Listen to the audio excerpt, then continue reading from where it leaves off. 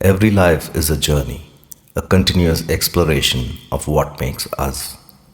Most explore ways to live it. A very few dedicate their whole lives to the exploration.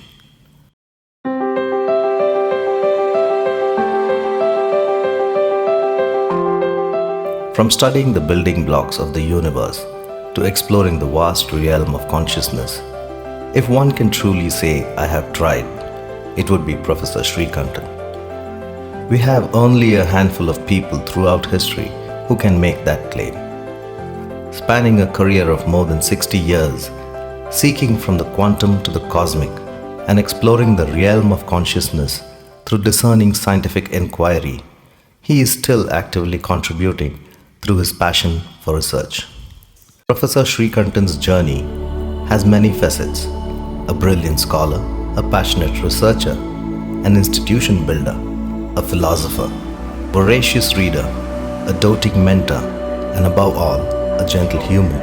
He has been at the frontier of science for the last 5 decades and has been a pioneer in the scientific approach to consciousness studies over the past 2 decades.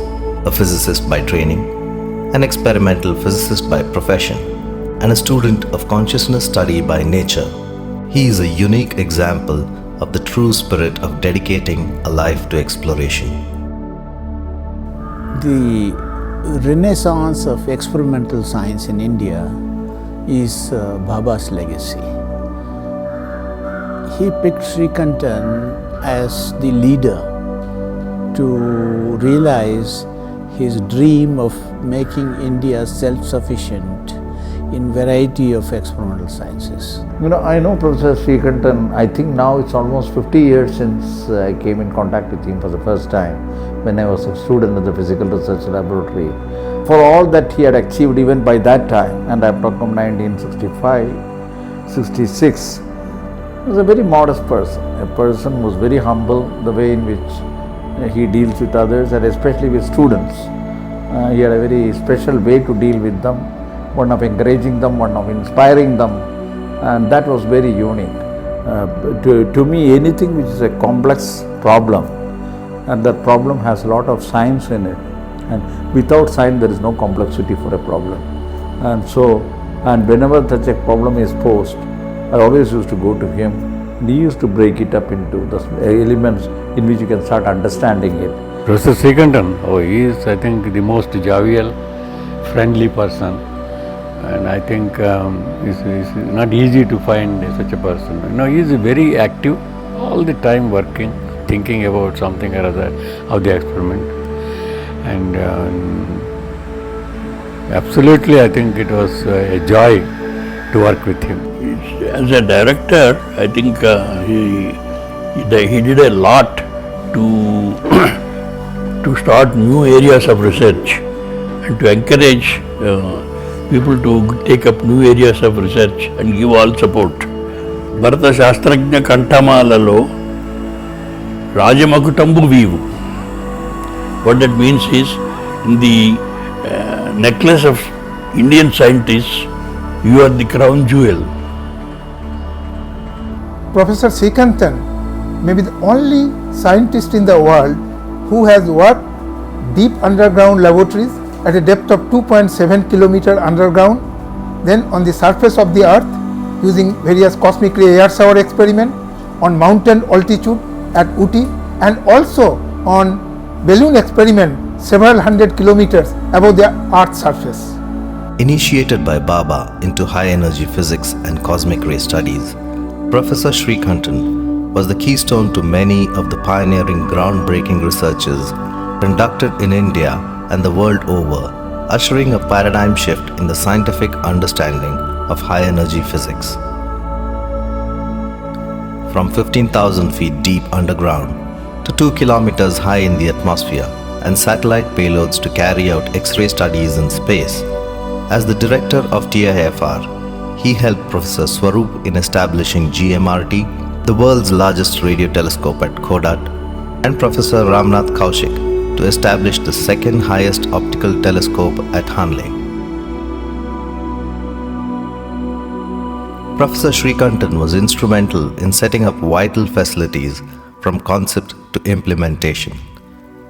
If India has been on par with the world and has taken huge strides in the area of modern cosmic studies, it can undoubtedly be attributed to Professor Sreekantan.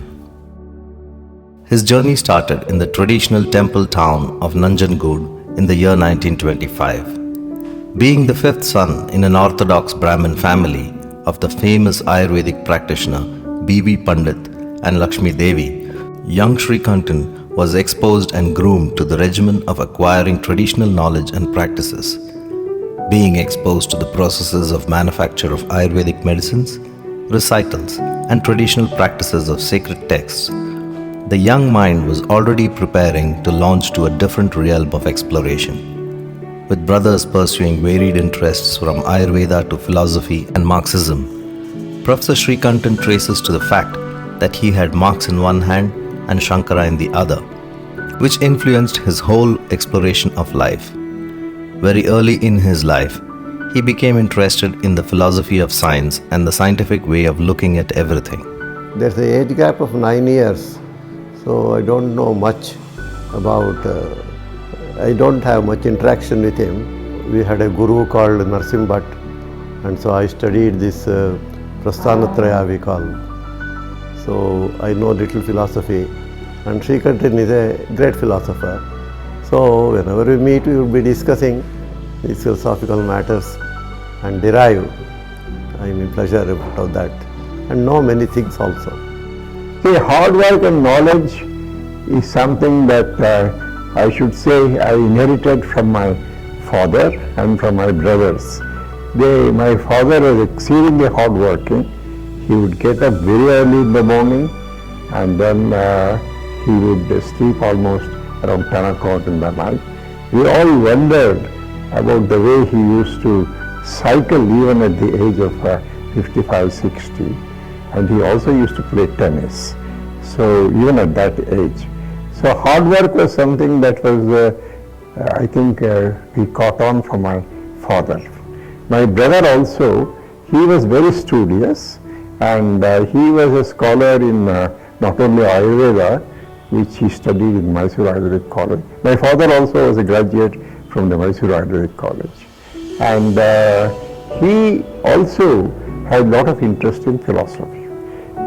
So whatever later on I became is partly through the influence of my eldest brother, who used to discuss with me all the profound questions of life. That's how I got interested in philosophy. And it was he who suggested that I should, when I grow up, go into physics. With this spirit of inquiry rooted by the immediate intellectual atmosphere and the burning desire to explore, young Sreekantan developed a compelling interest in science at school. After initial schooling at Nanjangud, he set off to Mysore. It was the book Grammar of Science by Carl Pearson and a few others that kindled the interest of Sreekantan because they raised fundamental questions about philosophy, matter, and life. Sreekantan attributes his molding solely to the teachers he had in college. In my early life, I had very good teachers throughout. In the schools, I had very good teachers. And in Central College, where I studied, you see, there were very good teachers in physics and in mathematics. In fact, the mathematics department was supposed to be one of the best in India. They were models for us in the sense that they were really scholars in their field. And of course, Subramanya used to teach us physics. Sometimes the lecture would start at 2 o'clock in the afternoon, would end at 6:30 in the evening. 4 hours he would give a lecture on in physics, basically. So they were all, model in terms of lectures and dedication for this, and laboratory practice also. We did a lot of experimentation. That was one very good thing that was there. Now, you see, in most of the colleges, they're not even laboratories. They show it on the TV, what the results of an experiment are, how the experiment is done. Hands-on experience is not there at all, actually. And that is why when I went through the system, both in the college and later on when I joined TIFR, building everything myself. A very electronic circuit was built by me. An avid reader all through his life, Sreekantan read an enormous number of classics and used to collect second-hand books. He would read a lot of fiction, liked Agatha Christie, and H.G. Wells was a favorite. He also read a lot of Kannada literature. I was a sportsman. I used to play tennis, and of course very young I used to play cricket, but afterwards tennis was my strong point. And even at TIFR, you may be surprised that Ramana and I were competitors for the first place, and in tennis I was better than him. Sreekantan studied the BSc Honours from 1943 to 46 and MSc from 46 to 47 at the Central College. With his brother studying Ayurveda and chemistry and supporting the family vocation, Sreekantan was free to choose his dream of education. Sreekantan chose physics and wanted to specialize in wireless communication, which had electronics in it. You see, in 1943, I came to join Central College to Bangalore, and I had finished my intermediate in Mysore. My interest in doing science came from my family. My interest during those days, influenced by one teacher by name Professor Subramaniam, was mostly in theoretical physics. I studied quite a bit of mathematics necessary at that time to enter the field of theoretical physics, like group theory and things. Though I joined Indian Institute of Science, my heart was set on doing physics, either at Delhi with Professor Kothari, or doing nuclear physics, theoretical nuclear physics at Calcutta. And at that time, the only person who was known to work in the field of nuclear physics was Professor D.M. Bose. And I wrote to these people, and they both gave me positive replies saying that you can come and join and do your PhD here. Then what happened was, Professor Chatterjee, with whom I was working at the Communication Engineering, he told me that Dr. Bhabha has started this new institute called the Tata Institute of Fundamental Research, and I should try to go there. And Bhabha is right now in Bangalore. You can call on him, you fix up an appointment and see him. I tried to meet Bhabha, fixing an appointment the next day, but somehow that I have spoken about it already elsewhere also. That did not fructify. After almost a year, but in the meantime I learnt a lot of electronics from Professor Chatterjee, and that was a great help. That changed my entire career.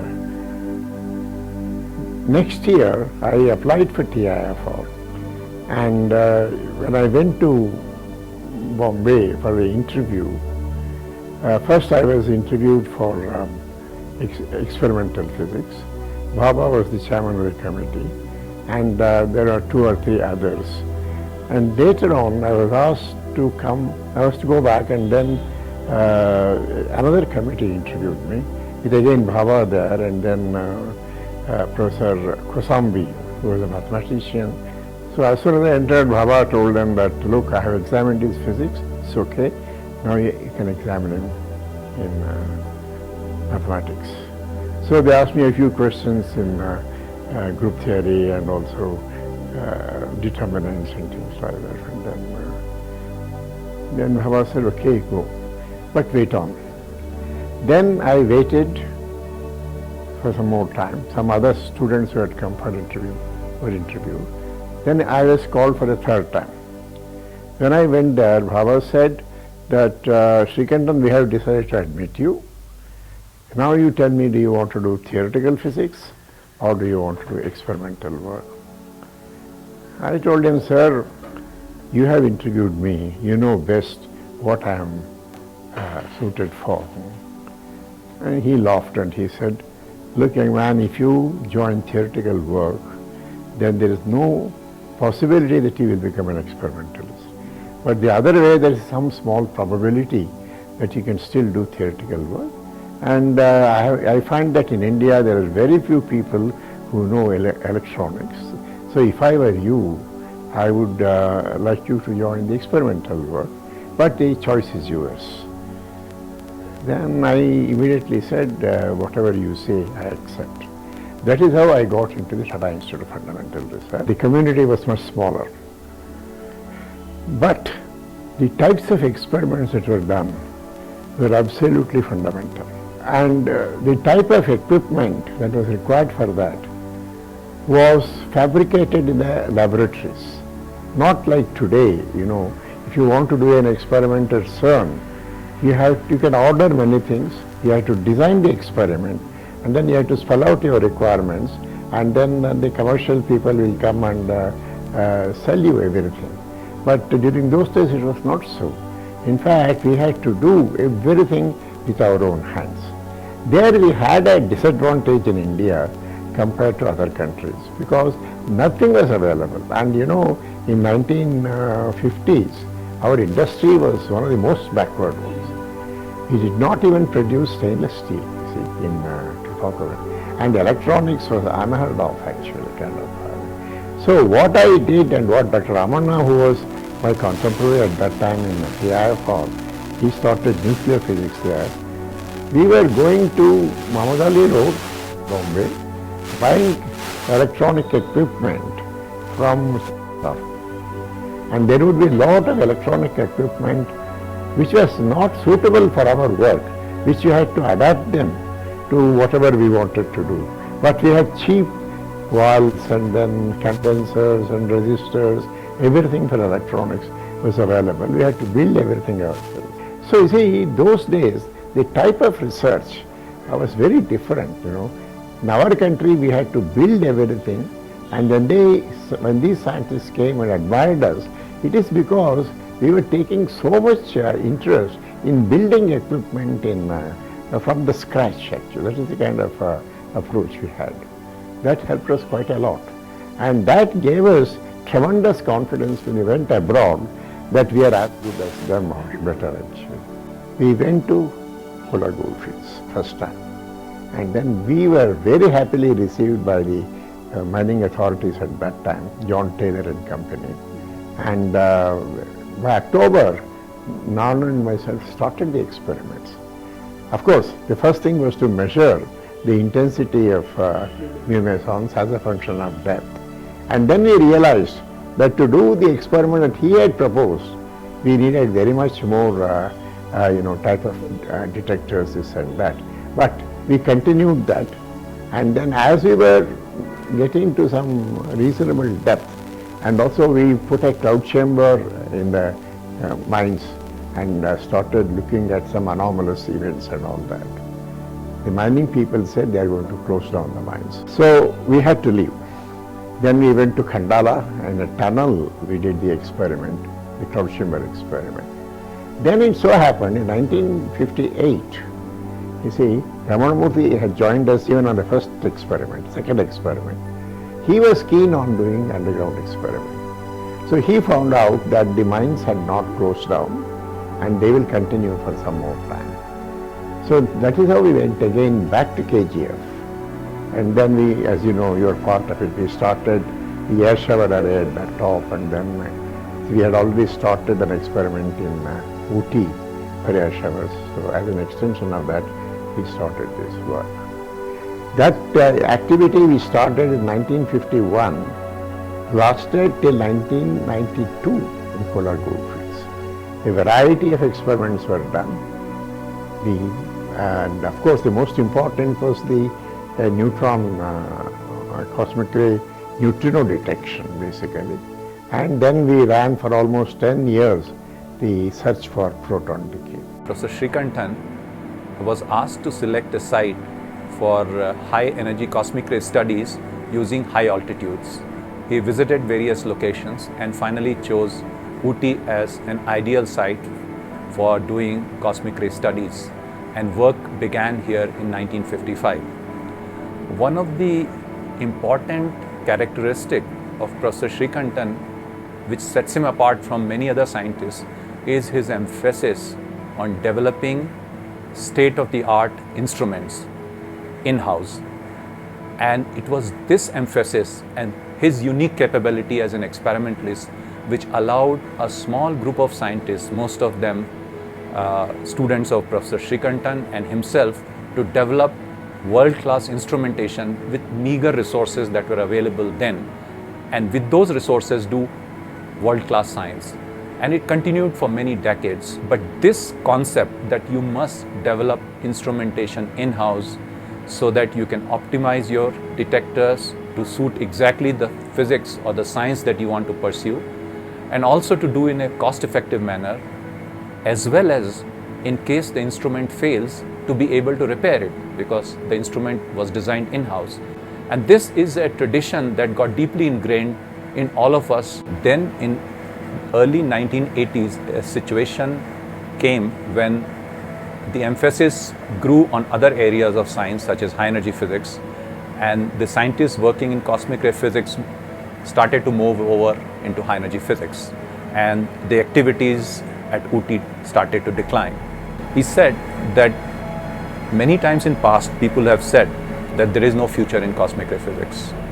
However, whenever such statements were made, new discoveries were made and the field grew again. And same thing is going to happen again. So you should not worry about it. You should carry on the science, try to do good science, build good instruments and pursue the science. In early 2000, we started work on development of high quality plastic scintillators, which otherwise had to be imported from abroad at very high costs. With the same philosophy of developing state-of-the-art instrument, we began a program for the development of high quality plastic scintillators, which are vital for detection of cosmic rays in 1998. It took us nearly 3 years to accomplish our mission, and we could develop world-class plastic scintillators at a fraction of the cost of imported scintillators. Despite the fact that by that time he had left TIFR and settled in Bangalore, he continued to keep keen interest and encourage us with his words of wisdom and advice, which kept us going. Once we had achieved success with scintillators, we embarked upon development of high-speed electronics, which was necessary to process cosmic ray induced signals which last only a billionth of a second. So we needed fast electronics, which was again not available in the country, had to be imported at high cost. And this program took us another 3 or 4 years. And then we succeeded in making basic electronics such as amplifiers, discriminators, time to digital converters, and a host of other devices. And once we had tasted that success,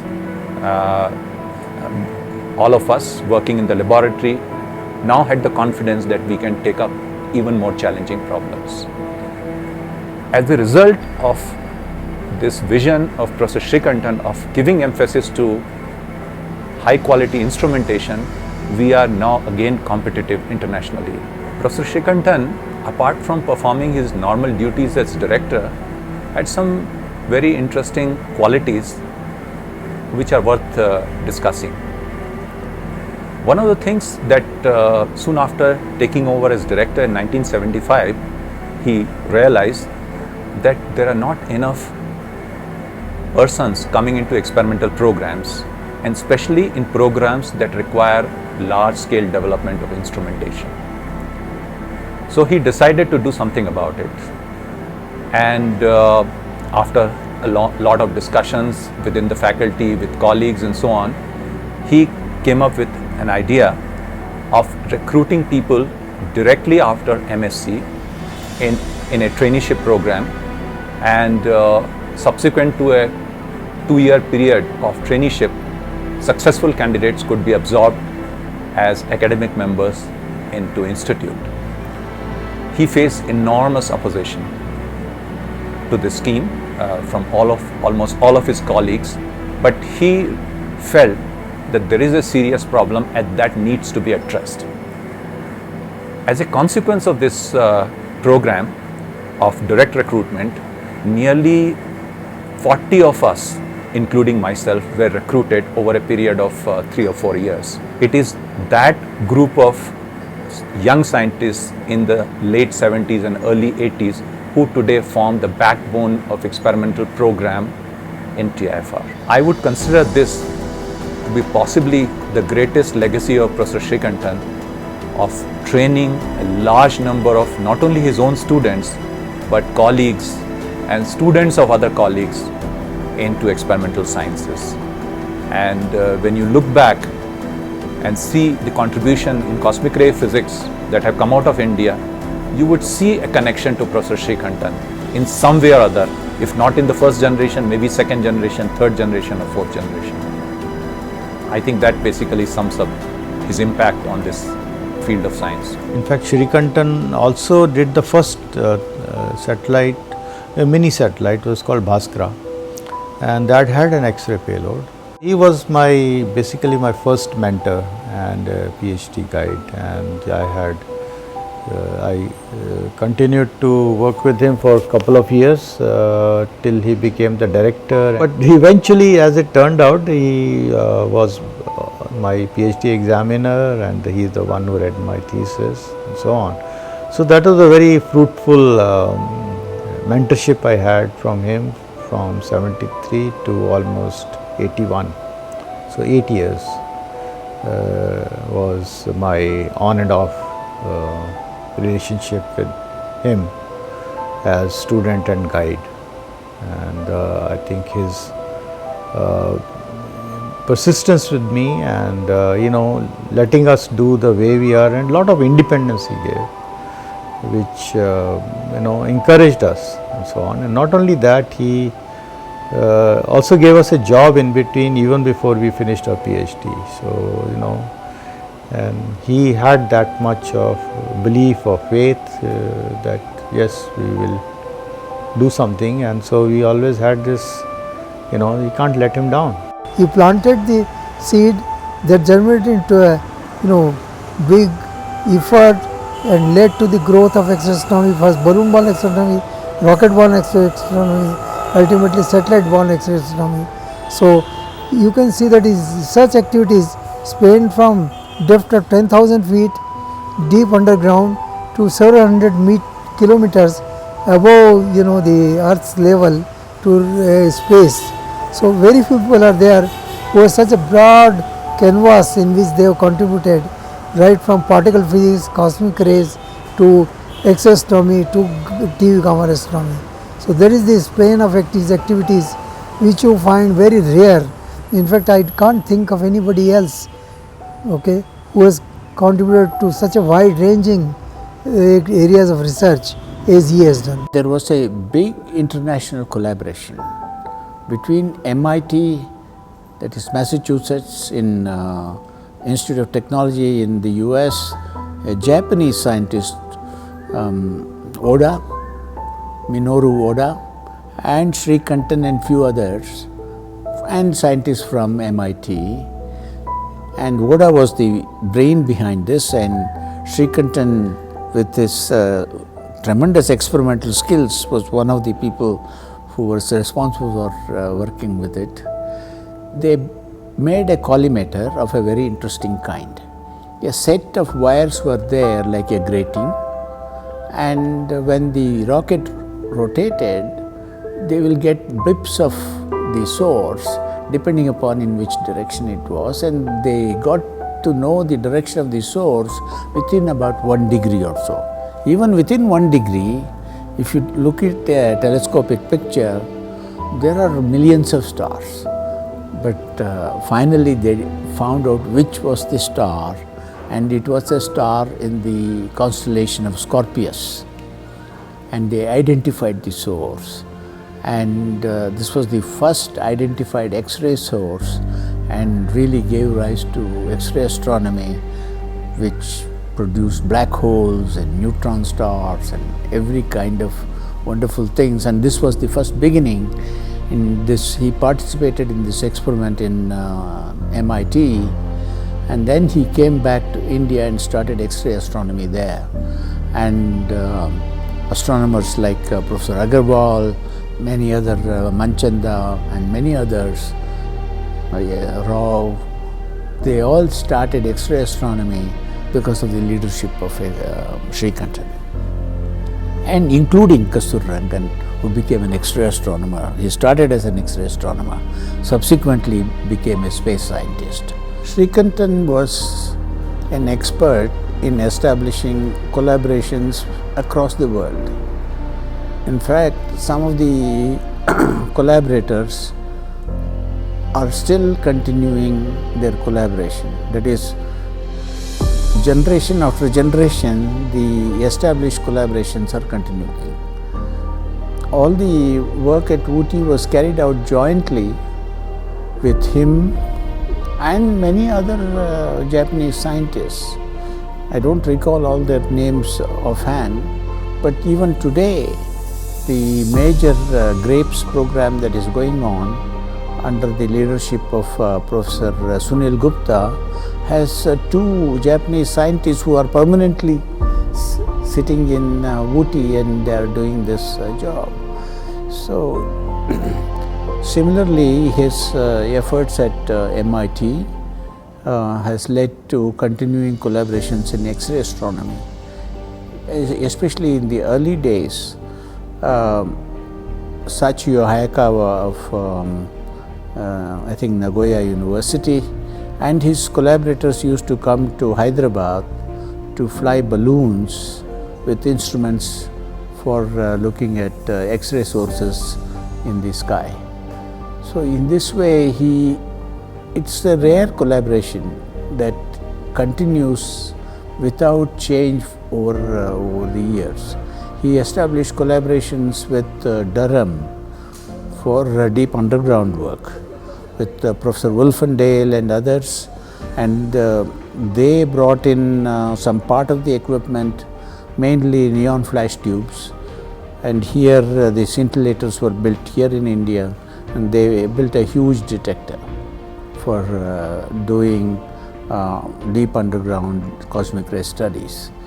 See, across the world, there are very few people who can establish so many collaborations and maintain them. Hanley would have been thought as impossible, but for Sreekantan standing behind me, I don't know whether I would have dared to say that I will go and build this telescope there. He was there to support at all levels, technical, administrative, in terms of getting to find the right person to do the right job. So this kind of a leadership in making proportional counters for deep underground experiments. It is those proportional counters and the technology developed there are helping Professor Sunil Gupta building the world class, beyond the world class. We are the leaders in that, and Sunil Gupta deserves full credit for doing it. But inspiration for all this came from Sreekantan. There are not many scientists who have had such a wide impact on people, and as though the kind of a nationalistic feeling that Bhabha had was transferred to him, and he carried that inner vision of Bhabha forward, and his students carry his vision forward. And this kind of a continuity is a wonderful thing for our country, and I feel proud that I had an opportunity to work with him. Professor Sreekantan is a remarkable man. It's a great honor to talk about him because he has truly been one of the most inspirational figures in science that I have met with in my career. Professor Sreekantan is remarkable for various reasons. The first quality about him that I think is absolutely astounding is how deeply passionate he is about science, about research, about knowledge. Professor Sreekantan's contributions, of course, has been enormous, but in NIAS, he came very specifically for a purpose. He wanted to establish consciousness studies and the physics behind consciousness studies on a very firm domain. At the time that he joined NIAS, consciousness was a taboo word. not only for physicists but also for biologists. I think he was instrumental, along with Professor Kapoor, to start discussions on why we should perhaps look at the underlying mechanisms that may be responsible for consciousness, both in biological systems but perhaps at a larger scale. He is, of course, a deeply spiritual man. He has been interested in Vedanta, and somewhere he felt that physics, Vedanta, spirituality, consciousness become one seamless whole. Although people have been talking about the physics of consciousness or the biology of consciousness, Professor Sreekantan is one of the few people who I think have been able to look beyond these boundaries. He has always thought that one could understand one aspect of consciousness by a limited inquiry through certain techniques accepted in that field, but perhaps we need to have a much more holistic understanding, and ever since he joined NIAS, he has been fighting for that view to emerge, for people to be able to talk to each other about consciousness, about its different aspects. On a more personal front, he has always been very interested in animal cognition.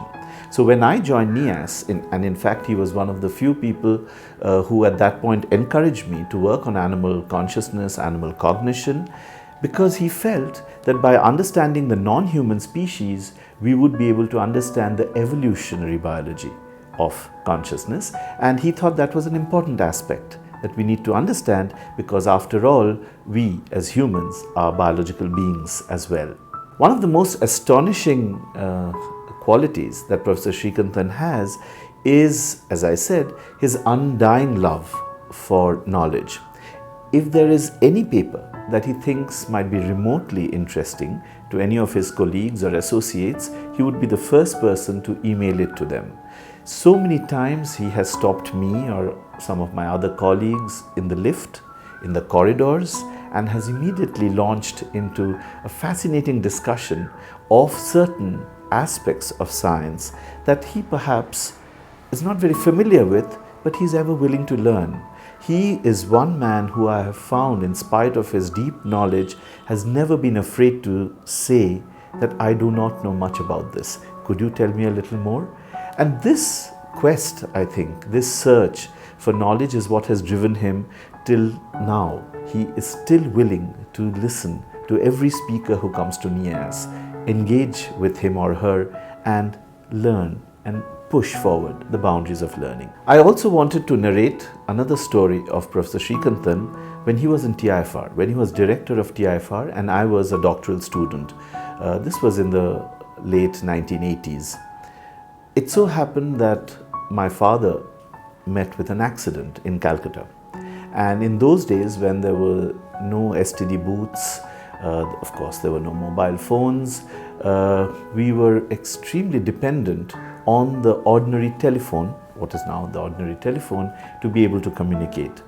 I remember that I would line up often for minutes on end in the telephone office at TIFR, trying to get through to my home to find out how my father was, till Professor Sreekantan, director, heard about this. And he personally called me to his office and he said, I heard that you've been in a bit of difficulty. Please come to my home.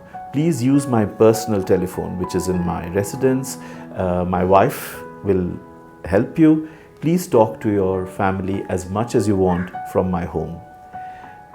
It was a very emotional moment for me because I knew I was in difficulty, but could I ever expect a man as senior as him in the very traditionally hierarchical scientific society of Indian science? Could I have expected a man like him to have come to an ordinary doctoral student and asked him to use his personal telephone? Professor Sreekantan is working on consciousness studies and physics maybe around 20 years. Because he started before 2000, as soon as he joined here, he started to understand consciousness and its relation to neuroscience. So he contacted several people in biology. That time really not many neuroscientists were there in Bangalore. So he was a lone man and some people from various disciplines. They just came here, they joined with him discussing some materials, but no systematic study was done during that time. I can say that much, that this is the only institute where a systematic effort has been taken to study consciousness, physics and biology. And recently there are some enthusiasm grown up in some other institute, but that's still very in infant stage. On the other hand, NIAS has developed, they have recruited some faculties and serious workers, so they are studying seriously on relations between philosophy, quantum theory and biology. He was the pioneer in bringing this kind of, I say, wave in our country, India. You would imagine a scientific mind to be very quantified, very straightforward, not believing in intangible possibilities or the mysterious possibilities of the universe. You have a mind in Prof Sreekantan which is unique in the sense he has that secret corner somewhere in the mind to accommodate what immediately cannot be understood, what immediately cannot be explained. Well, I still remember that beautiful fine morning at NIAS when I first met Prof Sreekantan, and that was immediately after a brief meeting with Dr. Raja Ramanna, and he introduced me to Prof Sreekantan, saying that here is a person who is completely devoted to bringing science and philosophy together. And I was amazed by such a reference in the beginning, because at that time, this is 1995, I have not heard of many people in science trying to work on consciousness or understand the deeper mysteries of human mind. And I should say that the consciousness studies program in NIAS started only because of Prof Sreekantan's interest. And if it has grown to such an extent today, that's because of his leadership to allow new people to come and initiate new work and to also trust them with new responsibilities. Perhaps that's because he has the passion to do something new. NIAS being a multidisciplinary institution, it has encouraged lots of researchers working in multidisciplinary field as well as PhD students. And at the time when he was chairperson of PhD program, every student who had a problem, which happened often, we all came from a different field. We had our bachelors or masters in a different field. In some cases, we didn't have either bachelors or masters. And the university had a problem in accepting this as a new area of research.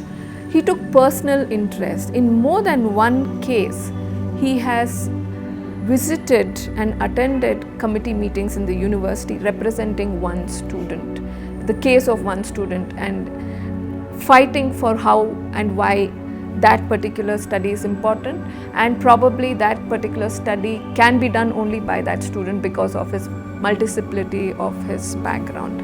So he took all of us personally and personal interest in all of us. He has looked through, till very recently, he has looked through every PhD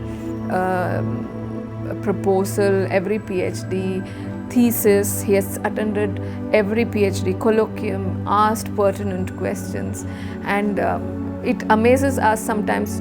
We sit through colloquiums whole day, and by the third or fourth we are not able to be as attentive as in the beginning, whereas he can ask pertinent questions even in the last presentation at the evening. One of the things that has struck me the most about Professor B V Sreekantan is his commitment to the development of the institution.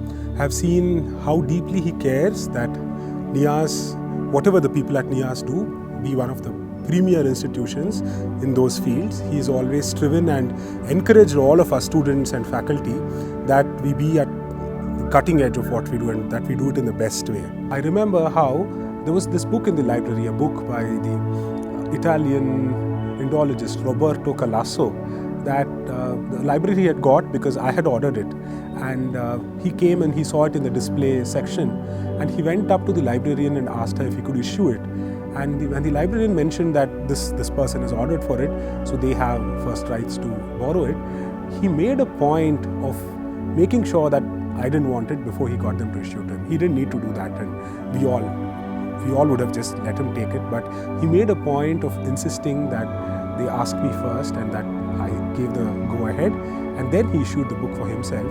This is again very rare. The other thing that I think is remarkable about him is the spirit of institutional collegiality. There has been no talk that he has missed. He would attend all the talks. You might think that he's dozing off or meditating, but he would be listening with his eyes closed, and at the end typically would have a searching and cogent question, a question about the larger relevance of the research, the relevance of it for society and so on. Any criticism would always be given in the most gracious way, in the most constructive way, and I think these are traits of Professor Sreekantan that we would all like to emulate, but he has set the standard really, really high. I have been seeing Professor B V Sreekantan since 1995, the year in which I joined NIAS, and in the recent years I have been interacting with him in my capacity as head of the administration. What inspires me even today is that his punctuality, time sense and participation in NIAS events. He is the first person to come to NIAS. He generally makes it by 9:30 and he ensures that he remains till 4:30.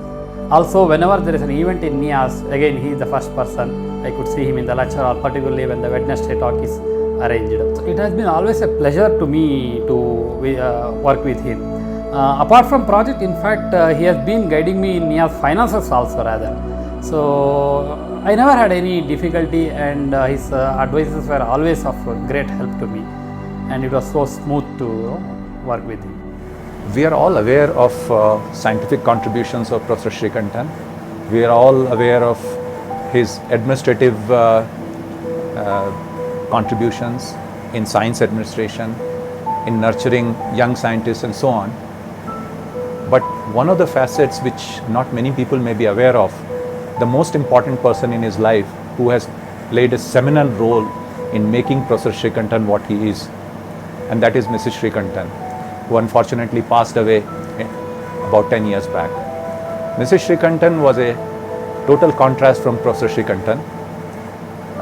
While Professor Sreekantan is always a very calm, serene person, she was always full of wit, humor, laughter, and somehow she played a role which whenever she was around, the mood will lighten up.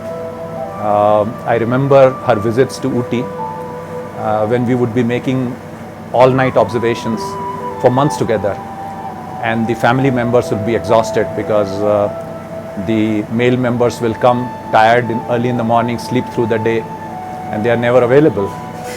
And when Mrs. Sreekantan saw sullen faces, the first thing she did was to plan a picnic, took everybody out, and she kept inquiring about what are the problems they are facing. And she gave us a stern message: don't just do science, take care of family also. Without family there will be no science. And I cannot forget that balance in life is so important. Science is important, but personal life also is equally important. And I think Mrs. Sreekantan in some sense is what made Professor Sreekantan who he is. He never put any pressure on us. That's one thing I think. He never, neither I nor my brother ever felt, that we had to do something or we had to study or this. He never really, neither of my parents did that. They never put any pressure. And as it turned out, both of us got interested in science. I mean, I got into mathematics, my brother got into physics. And somehow, so he was always there as a person whom we looked up to as a sort of at some level a role model and something to follow. But he never himself told us to do anything in particular and so on and so forth. As a child, well, he was always kind of busy, so he would be he was very disciplined, that's all I remember. So he would get up very early in the morning around 5:30 or 6 and then go for a walk, then come back and then have breakfast, and by 9 he would be in the institute. And from 9, then he would come back at around 1:30 for lunch. Then he would take a short nap between 2 and 2:10 while listening to the radio. He would keep the radio on his chest and, be listening to the 2 o'clock news, go out, take a short nap during that period, wake up at the end of the news, and then go back to work and come back around 5:30 or 6. Yeah, then he would watch really bad television for some time and sleep by around, I think by 10 he would always sleep. So he's been very disciplined that way. I mean, that's one thing which I admire in him, which I perhaps haven't picked up, but he's always maintained a very proper disciplined schedule and doesn't do anything to excess and doesn't do, very careful with what he eats, careful with what he, make sure he does his exercise regularly and so on, even at this age. The other thing which I always find, I always like to say when I talk about my father is, see, when I went to graduate school, I was full of myself and thought, okay, I'll do my PhD in 3 or 4 years and, have a great career and so on. And I remember after 2 or 3 years, I was struggling in graduate school in Chicago and, I remember being somewhat arrogant when I was leaving home saying, what we do is serious stuff, what you did is, useless. And, he came for some work to Chicago and we were talking and walking. And someone just talking to him helped me a lot to get over this. So I realized, there's a statement of Mark Twain. He said, when I was a lad of 14, I was amazed by how ignorant my father was. At the age of 21, I was amazed how much the man had learned in 7 years. Because he does certain things on his own. So this morning coffee, he makes it himself at whatever, early in the morning. And so I have this hand grinder, and so he uses that every morning and he makes enough for, so that's another part of his discipline. I think it's a fairly recent thing in the last year and a half when I got that grinder. But every morning he'll grind the beans so that they're fresh and ready for coffee, and he'll make enough for the day. So so those kind of things, and he's particular about such things. The one thing I learned from my dad is humility. He never, brags. Almost, I've never seen him. Unless you push him really hard, he will never, compliment himself, right? If you really criticize him, then maybe you might get a glimpse. But otherwise, there's just self-effacing personality.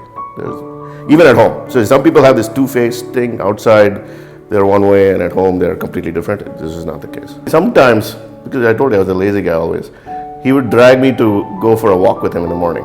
Every day he would go, like from around 7 o'clock till actually 6:30 till about 8, right?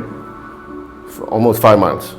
So on such occasions he would drag me to go with him, and then we would talk about physics. So he would tell me about how classical physics had its limitations and quantum mechanics became very important. All this stuff when I was in probably 9th grade or 8th grade, when you're not supposed to know all this stuff. But so I had this background, even though I didn't know the technical, the mathematics behind it or the technical aspects. I understood the concepts because of this discussion. And the mindset, you see, it's to question things, to realize that even the smartest people struggled with concepts, and with they didn't understand.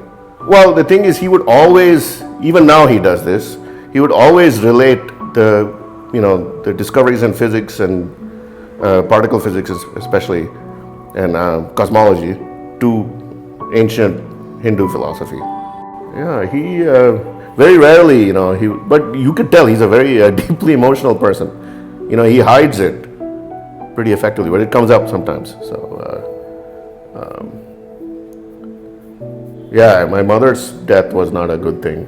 Definitely he was very, although they kind of expected when the first stroke happened that it might happen, but it was sudden. So,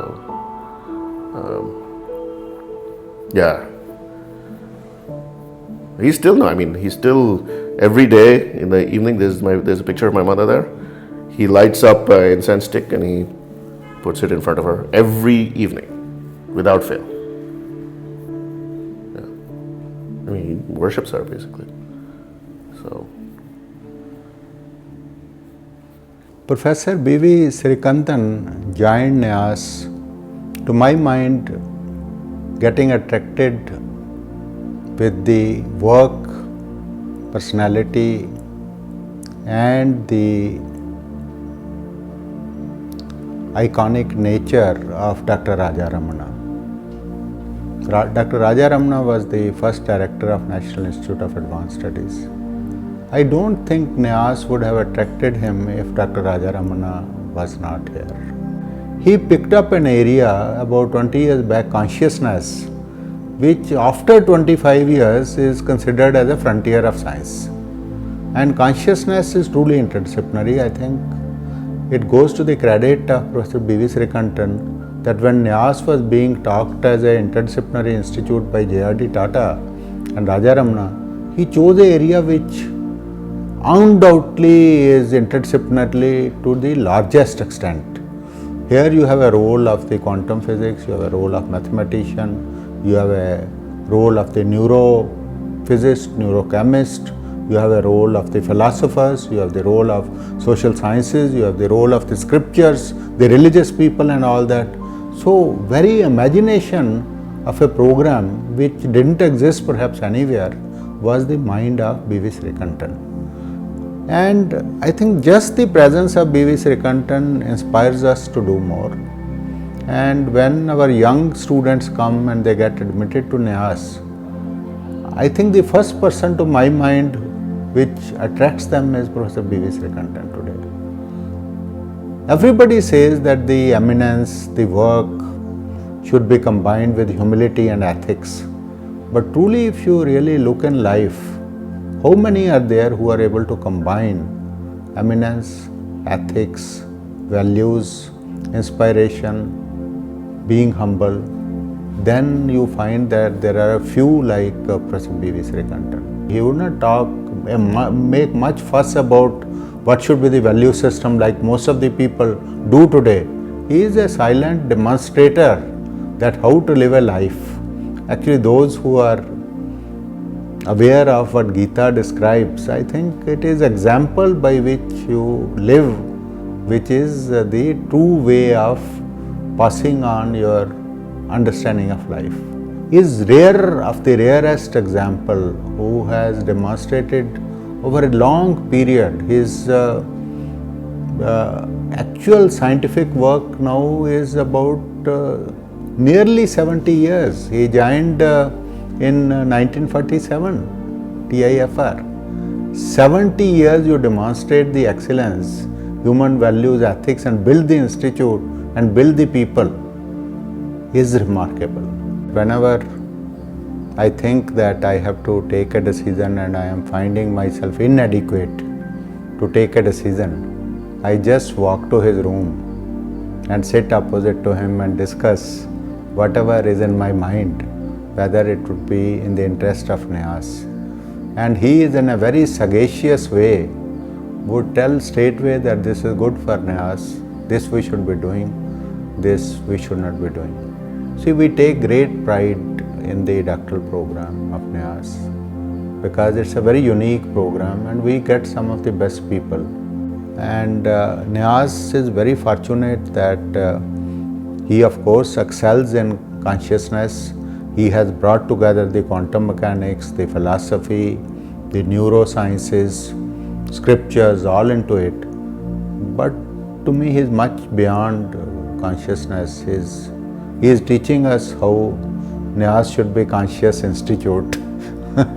If we can learn that much from him, I think we would have done justice to his spending almost close to 30 years with